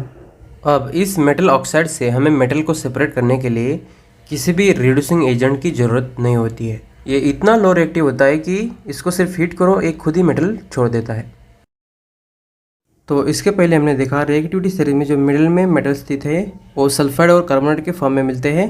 तो सल्फाइड ओर को हमने रोस्टिंग से ऑक्साइड में कन्वर्ट कर दिया था और कार्बोनेट ओर को कैल्सिनेशन प्रोसेस से ऑक्साइड में कन्वर्ट कर दिया था। अब इस मेटल ऑक्साइड से ऑक्सीजन को सेपरेट करने के लिए हमने यहाँ पे रिड्यूसिंग एजेंट यूज़ किया था कार्बन को। लेकिन यहाँ पे लोअर इन एक्टिविटी सीरीज में मेटल ऑक्साइड से मेटल को सेपरेट करने के लिए किसी भी रिड्यूसिंग एजेंट की ज़रूरत नहीं होती है। ये बहुत ही लो रिएक्टिव होते हैं, इसको सिर्फ हीट करने पर ये मेटल छोड़ देता है। तो मान लीजिए हमें यहाँ पे मर्क्यूरिक सल्फाइड मिल गया और इस मर्क्यूरिक सल्फाइड की ओर को कहा जाता है सिनाबार। तो जैसे कि हमें पता है, अगर हमें सल्फाइड और मिल गया तो उसे रोस्टिंग से ऑक्साइड में कन्वर्ट करना होता है। तो यहाँ पे हम रोस्टिंग करेंगे, इस एल्यूमिनियम सल्फाइड को स्ट्रांगली हीट करेंगे इन द प्रेजेंस ऑफ एयर। तो हीट करने के बाद हमें यहाँ पे मर्क्यूरिक ऑक्साइड मिलेगा और यहाँ पे सल्फर डाइऑक्साइड गैस रिलीज होगा। अब इस मर्क्यूरिक ऑक्साइड को कोई रिड्यूसिंग एजेंट की ज़रूरत नहीं होती है, क्योंकि ये इतना लो रिएक्टिव होता है कि इनको हम खाली हीट कर देंगे, एक खुद ब खुद ऑक्सीजन से सेपरेट होता है। तो यहाँ पे हम और एक एग्जांपल देख लेते हैं। अगर हमें अर्थ क्रस्ट में मेटल क्यूपरस सल्फाइड के फॉर्म में मिलता है, सल्फाइड यानी हमें यहाँ पे रोस्टिंग करना होगा, यानी हम इस क्यूपरस सल्फाइड को स्ट्रांगली हीट करेंगे इन द प्रेजेंस ऑफ एयर, जिससे हमें यहाँ पे क्यूपरस ऑक्साइड मिलेगा और इसमें सल्फर डाइऑक्साइड गैस रिलीज होगा। अब देखो, इस रिएक्शन का अगला स्टेप थोड़ा अलग है। तो अलग कैसा है देखो, तो यहाँ पे हमें क्यूपरस ऑक्साइड मिल गया। अब एक क्यूपरस ऑक्साइड जो सॉल्यूशन में पहले क्यूपरस सल्फाइड है, ये उससे ही रिएक्ट करने लगता है।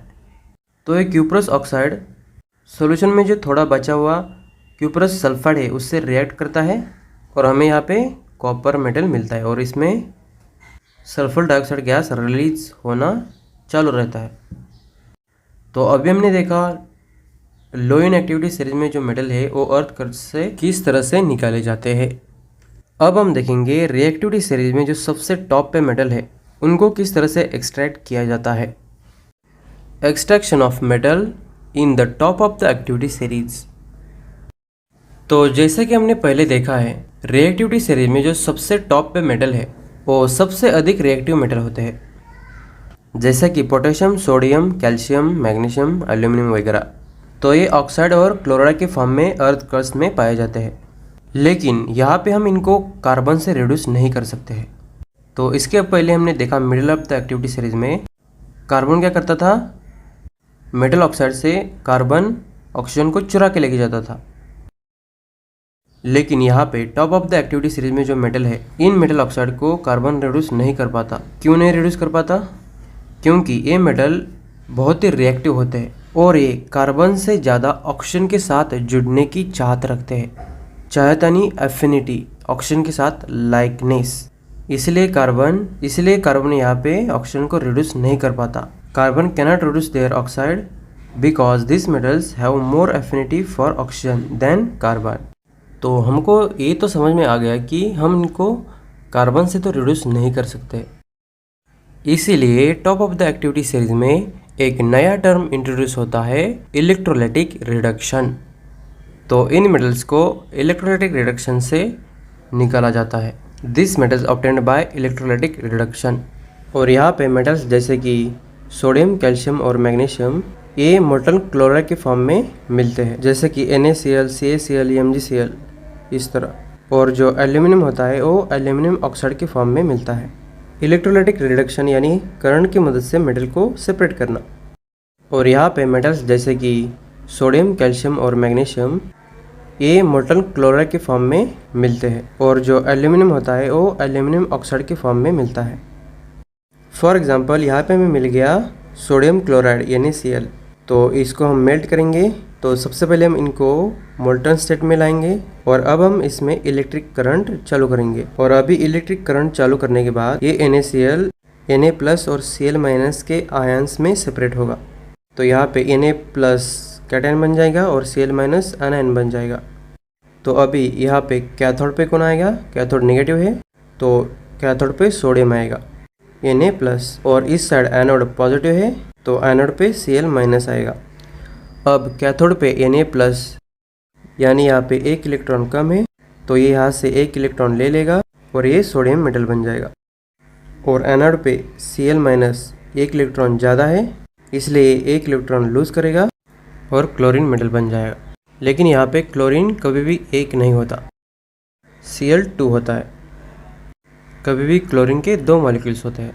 तो यहाँ पे आपको रिएक्शन बैलेंस कर लेनी है। यहाँ पर हमें कैथोड पर मिलेगा सोडियम मेटल और एनोड पर मिलेगा क्लोरीन मेटल। अब हमारा नेक्स्ट पॉइंट है इलेक्ट्रोलाइटिक रिफाइनिंग। तो इसके पहले पॉइंट में हमने मेटल का रिडक्शन करके मेटल को निकाल लिया। जैसे कि हमने जिंक ऑक्साइड को कार्बन से रिड्यूस किया तो जिंक ऑक्साइड से ऑक्सीजन सेपरेट होकर हमें जिंक मेटल मिल गया। और इसके बाद क्यूप्रस सल्फाइड का एग्जांपल हमने देखा। तो क्यूप्रस सल्फाइड को हमने खाली हीट किया तो उससे ऑक्सीजन सेपरेट होकर हमें कॉपर मेटल मिल गया। और top of the activity series में हमने NaCl का एग्जांपल देखा। उनका इलेक्ट्रोलाइटिक रिडक्शन किया यानी इलेक्ट्रिक करंट से हमने तोड़ा जिससे हमको सोडियम और कैल्शियम मेटल मिल गया। तो ये जितने भी मेटल्स निकल के हमारे पास आते हैं ये प्योर फॉर्म में नहीं होते हैं, तो इनमें कुछ ना कुछ इम्प्योरिटीज़ होती है।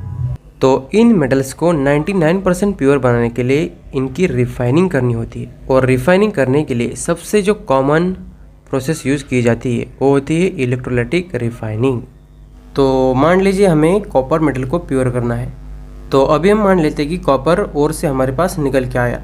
तो ये कैसे आया? तो याद कीजिए हमने जो क्यूप्रस सल्फाइड का रिएक्शन देखा था तो वहाँ से हमारे पास कॉपर मेटल आ गया।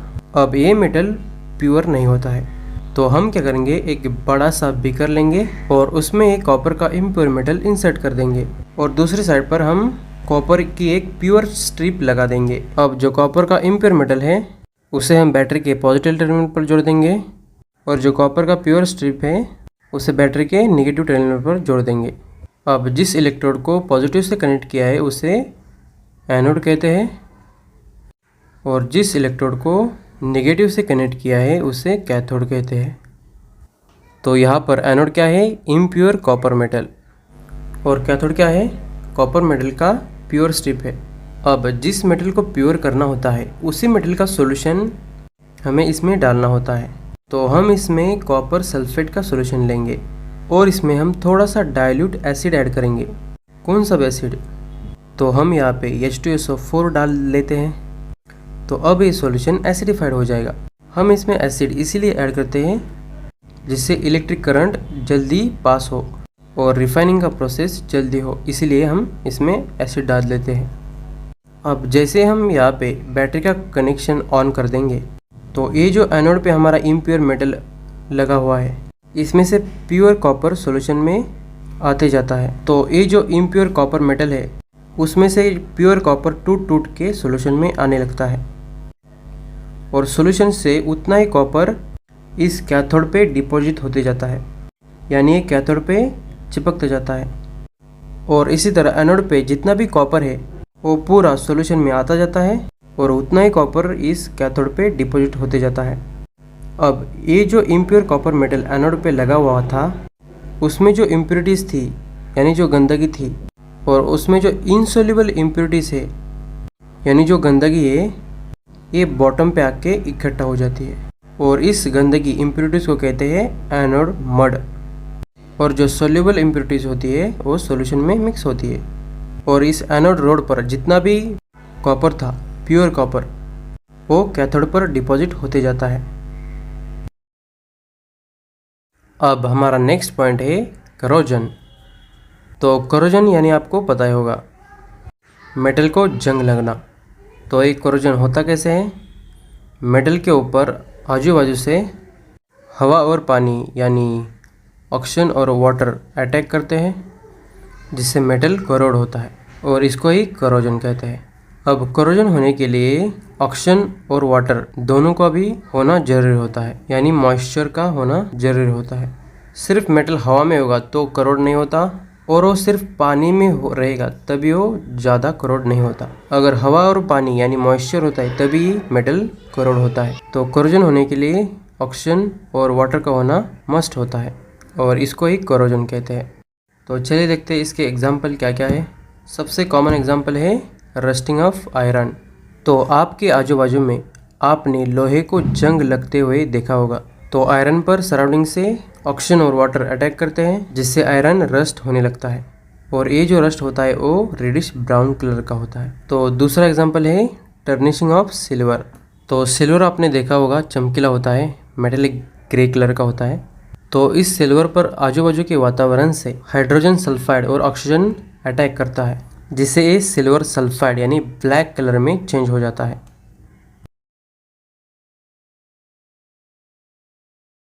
इसके बाद तीसरा एग्जाम्पल है टर्निशिंग ऑफ कॉपर। तो कॉपर पर भी सराउंडिंग से ऑक्सीजन, वाटर और कार्बन डाइऑक्साइड अटैक करते हैं, जिससे कॉपर हाइड्रोक्साइड और कॉपर कार्बोनेट में बदलता है। कॉपर कार्बोनेट जो कि ग्रीन कलर का होता है, यानी कॉपर ग्रीन कलर में चेंज होता है। तो आपने अगर स्टैचू ऑफ लिबर्टी देखा होगा तो इसे कॉपर से बनाया था और धीरे धीरे इस पर ऑक्सीजन, वाटर और कार्बन डाइऑक्साइड से ये ग्रीन कलर में चेंज हो गया है। तो आपको इनका कलर याद रखना है। रस्टिंग ऑफ आयरन, तो लोहा जंग लगने के बाद रेडिश ब्राउन कलर का हो जाता है, सिल्वर ब्लैक कलर में बदलता है और कॉपर ग्रीन कलर में बदलता है।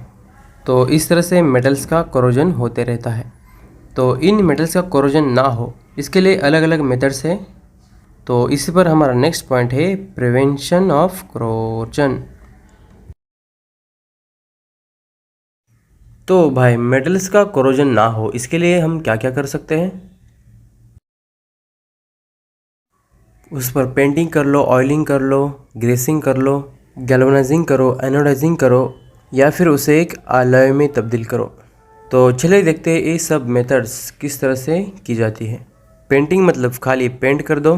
तो आपने देखा होगा आयरन वगैरह के ऊपर कलर पेंट किया जाता है। इससे क्या होगा, सराउंडिंग से ऑक्सीजन वगैरह आयरन पर अटैक नहीं कर पाएगा। इसके बाद ऑयलिंग कर लो, सेम बात, सराउंडिंग से एक लेयर बना दो। ग्रीसिंग कर लो, यानी वही एक ग्रीसिंग का लेयर बना दो, जिससे सराउंडिंग से ऑक्सीजन वगैरह मेटल पर अटैक नहीं कर पाएगा। गैल्वेनाइजिंग का मतलब है मेटल पर जिंक लेयर का कोटिंग कर दो। और एनोडाइजिंग का मतलब है मेटल पर एल्यूमिनियम का कोटिंग कर दो। और एलॉय यानी उस मेटल को दूसरे मेटल में मिक्स करके उस मेटल की मजबूती और चमक बढ़ाई दी जाती है। तो यहाँ पे गैल्वेनाइजिंग और एनोडाइजिंग किस तरह से की जाती है हम देखेंगे। अब देखो गैल्वेनाइजिंग कैसे की जाती है। उस मेटल के ऊपर जिंक की पतली परत चढ़ाई दी जाती है, metal coated with thin layer of zinc, और ये प्रोसेस इलेक्ट्रोलाइसिस से किया जाता है, बाय द इलेक्ट्रोलाइसिस। अब एनोडाइजिंग का मतलब क्या है कि उस मेटल के ऊपर एल्यूमिनियम ऑक्साइड की थिक परत चढ़ा दी जाती है, metal coated with thick oxide layer of aluminium, और ये भी प्रोसेस इलेक्ट्रोलाइसिस से की जाती है, बाय द इलेक्ट्रोलाइसिस। तो ये आपको याद रखना है, गैल्वेनाइजिंग मतलब मेटल पर जिंक की लेयर चढ़ा दो और एनोडाइजिंग मतलब मेटल पर एल्यूमिनियम ऑक्साइड की लेयर चढ़ा दो। किसी भी मेटल पर गैल्वेनाइजिंग या एनोडाइजिंग करने पर उस मेटल की मूल प्रॉपर्टी चेंज नहीं होती। हमने सिर्फ उस मेटल के सराउंडिंग पर एक कोटिंग यानी एक लेयर चढ़ा दी है, तो उसकी प्रॉपर्टी चेंज कैसे हो सकती है? सो आफ्टर गैल्वेनाइजिंग और anodizing property of the metal is not change. अब हम देखेंगे अलॉय किस तरह से बना दिया जाता है। अलॉय माने क्या होता है? एक होमोजेनियस मिक्सचर होता है दो या दो से ज़्यादा मेटल्स या फिर मेटल और नॉन मेटल्स का। होमोजेनियस मिक्सचर यानी बराबर क्वांटिटी में, अब अलॉय बनाया क्यों जाता है? किसी भी मेटल को खूबसूरत बनाने के लिए और उसको अलग अलग प्रोसेस में यूज़ करने के लिए। तो चलिए देखते हैं ये अलॉय बनाया कैसे जाता है। स्टेप 1 में एक मेटल को पिघला दिया जाता है यानी मेल्ट किया जाता है, मेल्टिंग प्राइमरी मेटल। इसके बाद इस मेल्ट किए हुए मेटल में दूसरे मेटल को एक फिक्स प्रोपोर्शन में मिला दिया जाता है, dissolve element in fix proportion. अब दोनों मेटल्स मिक्स करने के बाद इनको सुखाने के लिए रखा दिया जाता है, कूलिंग टू रूम टेम्परेचर। यहाँ पे आपको और एक बात ये याद रखनी है कि जब मेटल्स पर एनोडाइजिंग या गैल्वेनाइजिंग की जाती है तो उस मेटल की मूल प्रॉपर्टी चेंज नहीं होती है, लेकिन अलॉय बनने के बाद उन मेटल्स की मूल प्रॉपर्टी चेंज हो जाती है। After alloy properties of metal is change, यानी अलॉय बनने के बाद उन मेटल्स की मूल प्रॉपर्टी चेंज हो जाती है। फॉर एग्जाम्पल,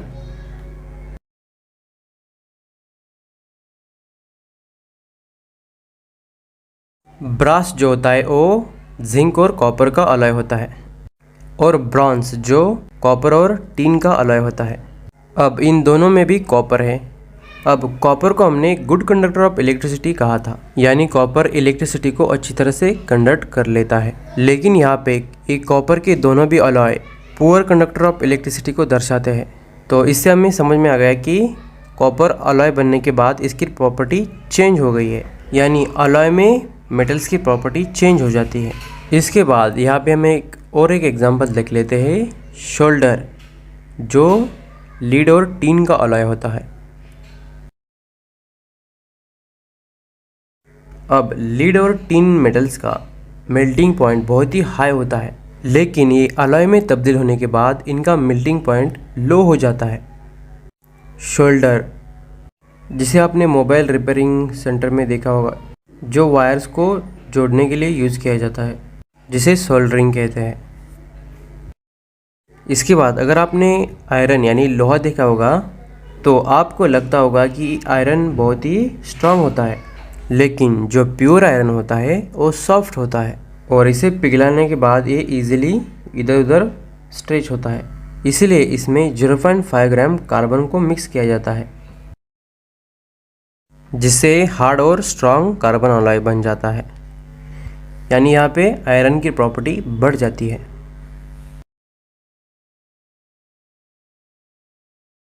इसके बाद आपने स्टेनलेस स्टील आपके घरों में देखा होगा, तो ये स्टील किससे बना होता है? ये आयरन, क्रोमियम और इसमें थोड़ा सा निकेल डाला दिया जाता है, जिससे ये हार्ड बन जाता है और ये जल्दी रस्ट नहीं होता है।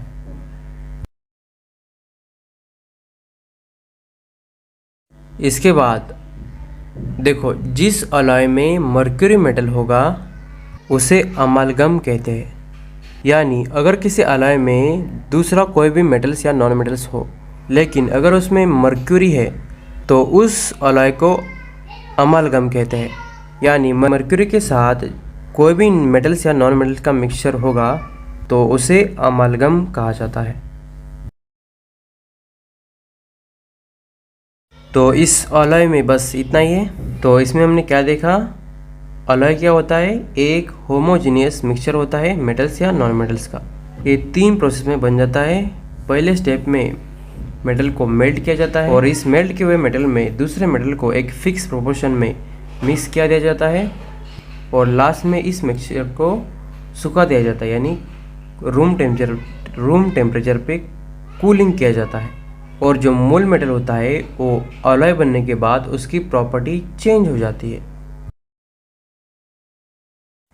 इसके बाद हमारा लास्ट पॉइंट है थर्माइट रिएक्शन, जिसे वेल्डिंग भी कहते हैं।